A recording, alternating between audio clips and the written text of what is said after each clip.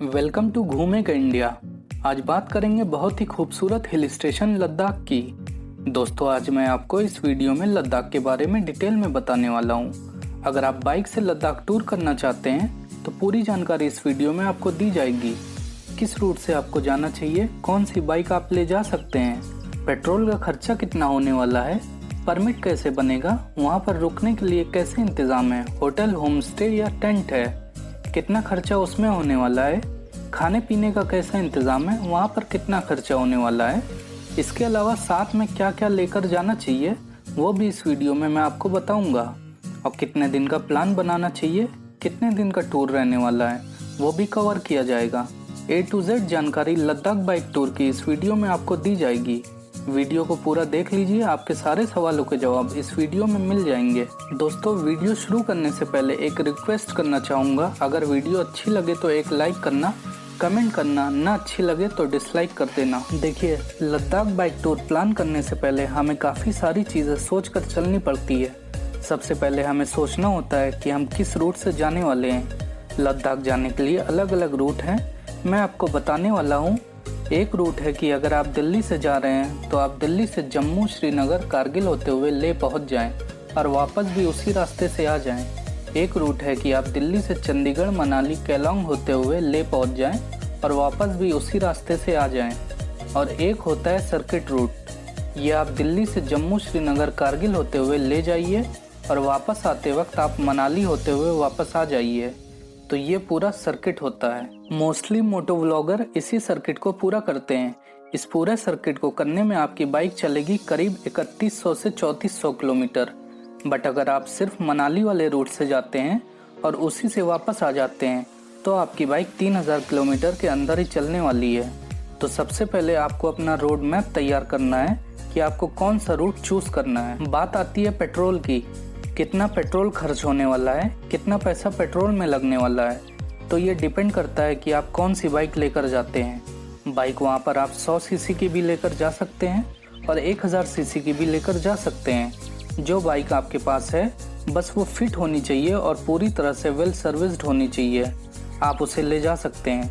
मान लीजिए आपकी बाइक 40 किलोमीटर का माइलेज दे देती है तो आपका पेट्रोल खर्च होगा करीब 5500 से 6000 रुपये तक पूरे सर्किट में।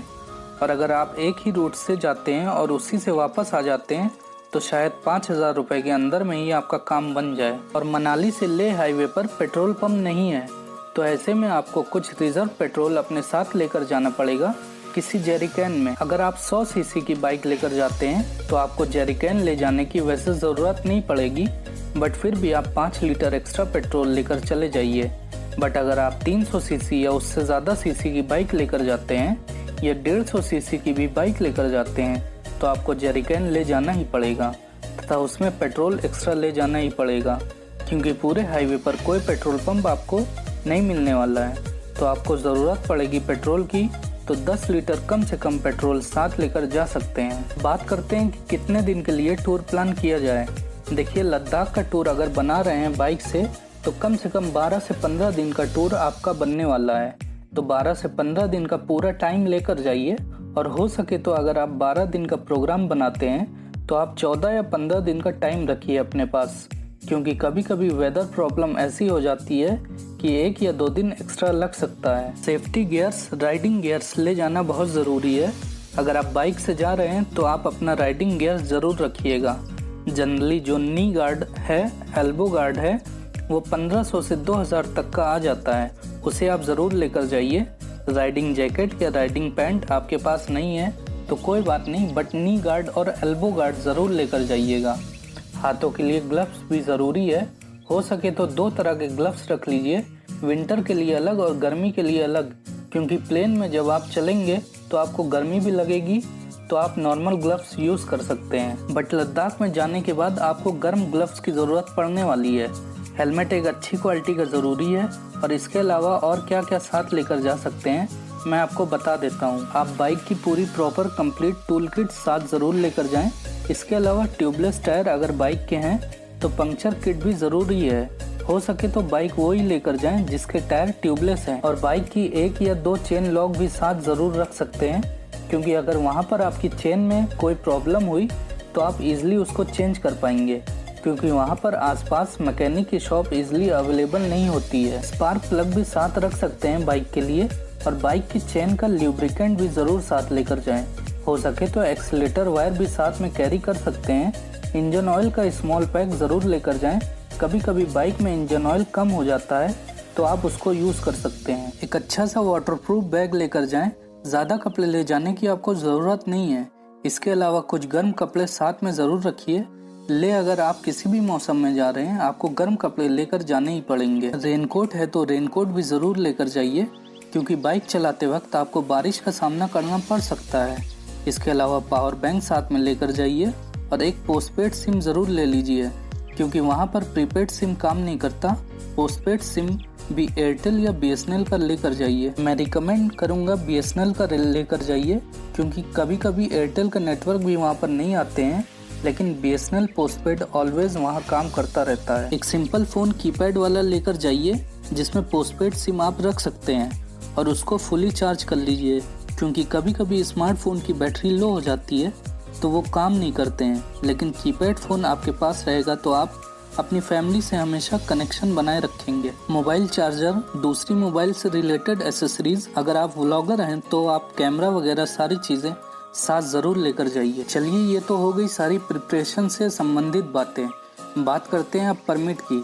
देखिए, अगर आप श्रीनगर कारगिल वाले रूट से ले जाते हैं तो आपको सिर्फ एक परमिट की ज़रूरत पड़ेगी, बट अगर आप मनाली वाले रूट से जाते हैं तो आपको 2 परमिट की ज़रूरत पड़ेगी। मनाली वाले रास्ते से 2 परमिट इसलिए चाहिए क्योंकि पहला परमिट होगा मनाली से रोहतांग पास का, वो भी बहुत ज़रूरी है। इसके बिना आप वहाँ से नहीं निकल पाएंगे। उस परमिट के लिए आप मनाली पहुंचकर वहाँ के ट्रैवल एजेंट से कांटेक्ट कर सकते हैं, वो आपका बाइक परमिट बनवा देंगे। वैसे वहाँ पर बाइक का कोई स्पेसिफिक परमिट नहीं बनता है, ना ही ऑनलाइन कोई इस तरह की फैसिलिटी है, क्योंकि एक दिन में 1200 गाड़ियों का परमिट दिया जाता है, जिसमें से 800 पेट्रोल वाली होती हैं और 400 डीजल वाली गाड़ियों को परमिट दिया जाता है। बाइक का कोई स्पेसिफिक परमिट नहीं है।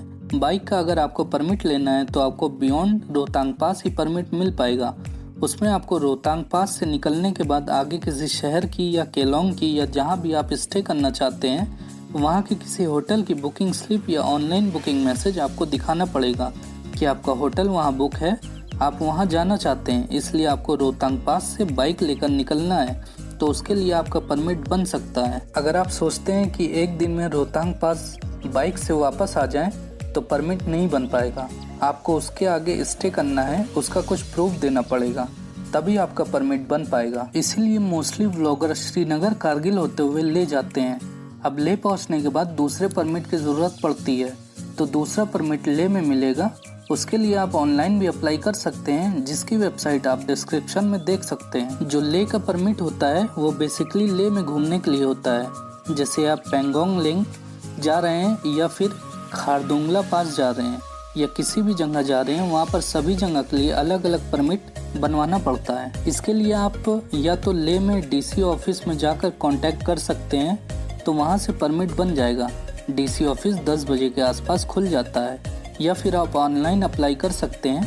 ऑनलाइन अप्लाई करने की वेबसाइट का लिंक मैंने डिस्क्रिप्शन में दे दिया है। इसके लिए आपको करना क्या होगा, जितनी भी जगह आप ले में घूमना चाहते हैं, मैं आपको रिकमेंड करूंगा कि परमिट के लिए फॉर्म भरते वक्त जितनी भी जगह फॉर्म में है सब में टिक लगा दीजिए, सबको सिलेक्ट कर लीजिए, क्योंकि आपको नहीं पता होगा कि आपको किस रास्ते से जाना चाहिए, क्योंकि आपके लिए वो पूरी जगह अननोन होती है। तो आप सारी जगह को सिलेक्ट कर लीजिए, उन सभी जगहों का परमिट बनवा लीजिए। साथ में आपको परमिट के लिए क्या क्या ले जाना पड़ेगा, कुछ फ़ोटो अपने पास पासपोर्ट साइज़ की ज़रूर रखिएगा, और उसके अलावा आपका आधार कार्ड, वोटर कार्ड, ये सब ज़रूर लेकर जाइए। हो सके तो इन सभी IDs की काफ़ी सारी फ़ोटोकॉपी पहले से ही करवा लीजिए। वैसे तो इसकी ज़रूरत नहीं पड़ती है, वो सारी फॉर्म में ही एंट्री कर दी जाती है। अगर आप सभी जगह का परमिट बनवाते हैं तो 750 रुपये का एक मेंबर का परमिट बन जाएगा। आप ले में कहीं भी किसी भी जगह जाइए, उस परमिट को दिखाइए, फिर आप घूम सकते हैं। परमिट बनवाने के बाद 5 से 10 उस परमिट की फ़ोटोकॉपी करवा लीजिए, क्योंकि जब हम अलग अलग जगहों पर जाते हैं ले में, तो वो कभी कभी परमिट चेक करते वक्त उसकी एक कॉपी अपने पास रख लेते हैं। तो ज़्यादा से ज़्यादा उसकी फ़ोटोकॉपी करवा लीजिए, आपके बहुत काम आएगी। ये हो गई परमिट से रिलेटेड सारी बातें। कोई क्वेश्चन हो तो कमेंट बॉक्स में ज़रूर डाल दीजिएगा। वीडियो अच्छी लग रही है तो लाइक ज़रूर करिएगा। अब बात करते हैं स्टे की, कि कहाँ पर रुकना है, कितना खर्च स्टे में होने वाला है। देखिए, कम से कम 2 से 3 दिन तो आपको टेंट में ही रुकना पड़ेगा। अगर आप बाइक से गए हैं तो टेंट के चार्जेस अगर मैं बताऊं तो करीब 2000 से 3000 रुपये तक वो चार्ज करते हैं। लेकिन उस टेंट में 4 या 5 लोग भी एक साथ रह सकते हैं, तो ऐसे में पर हेड काफ़ी कम अमाउंट ही बन जाता है। तो बहुत ज़्यादा खर्चा टेंट में नहीं होगा। लेह में बहुत सारे होटल्स हैं जिसमें आप स्टे कर सकते हैं। लेह में होटल के चार्जेस बहुत ज़्यादा नहीं है, 1000 से 2000 रुपये या उससे भी कम में अच्छे होटल लेह में मिल जाते हैं। इसके अलावा एक ऑप्शन है कि आप होम स्टे कर लीजिए। होम स्टे का फ़ायदा तो ये होता है कि वो थोड़ा सस्ता होता है। दूसरा, होम स्टे में वहाँ का लोकल फूड खाने का मौका मिल जाता है। खाने पीने की बात करते हैं तो खाने पीने में खर्चा आपका, मैं एक बेसिक तरीके से आपको बता देता हूँ, तो आपका मात्र 250 से 300 रुपये पर डे का खर्चा होगा एक लोग का। इससे ज़्यादा नहीं होगा अगर आप नॉर्मल डाइट लेते हैं तो।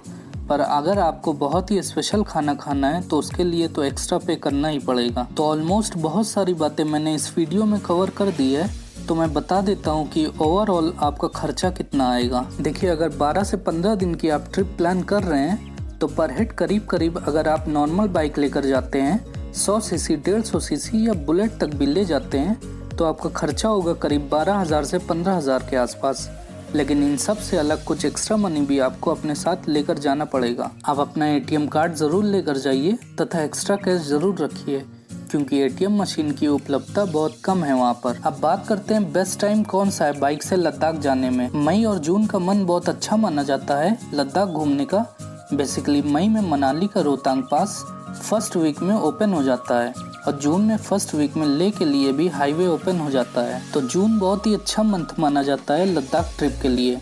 जून के बाद जुलाई और अगस्त, ये दोनों महीने ऐसे होते हैं कि इन मंथ्स में बहुत ज़्यादा बारिश होती है, तो काफ़ी ज़्यादा आपको बारिश का सामना करना पड़ सकता है। इसके बाद सितंबर और अक्टूबर के मंथ्स में भी राइडर्स जाते हैं, बट अक्टूबर के मंथ में आपको स्नोफॉल देखने को मिल सकता है, हैवी स्नो देखने को भी मिल सकती है। अब कुछ लोग ऐसे भी हैं जो अपने होम टाउन से बाइक से नहीं जाना चाहते, लेकिन लद्दाख में वो बाइक से घूमना चाहते हैं, तो वो कहीं से भी हैं, तो उसके लिए अगर फ्लाइट से आते हैं तो लेह एयरपोर्ट उतर सकते हैं, तथा अगर ट्रेन से आना चाहते हैं तो सबसे पास रेलवे स्टेशन जम्मू तवी है, फिर वहां से लेह पहुंच सकते हैं। फिर आप बाइक रेंट पर ले सकते हैं।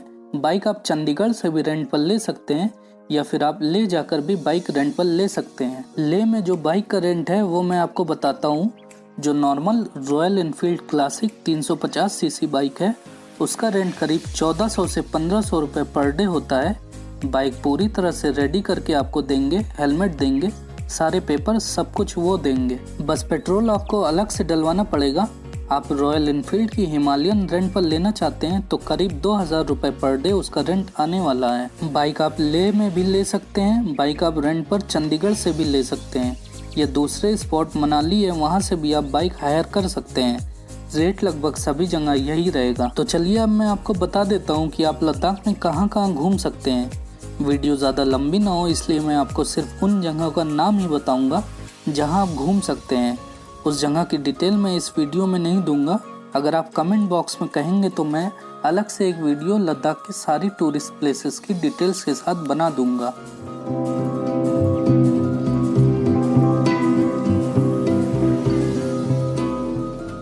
Pangong Tso lake, Spituk monastery, Nubra valley, Shanti stupa, Tso Moriri lake, Hemis national park, Khardungla pass, Leh palace, Zanskar valley, magnetic हिल,